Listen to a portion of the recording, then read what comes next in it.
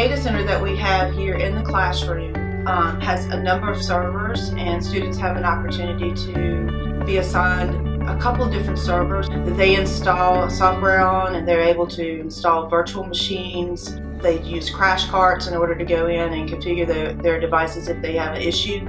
That's in the data center.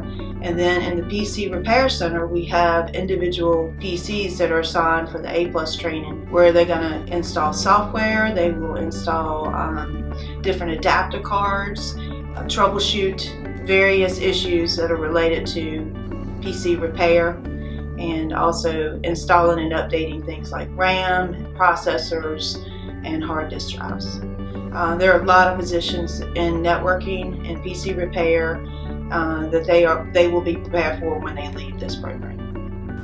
At my school, I've worked in the technology department for the past 2 summers in a paid internship, so I was recommended to the class, and I feel like I've been more successful in the class because I was already used to and experienced with the content. And in the fall, I plan to go to VCU and major in graphic design, and I feel like having these certificates in my back pocket will make me a lot more valuable in the work field.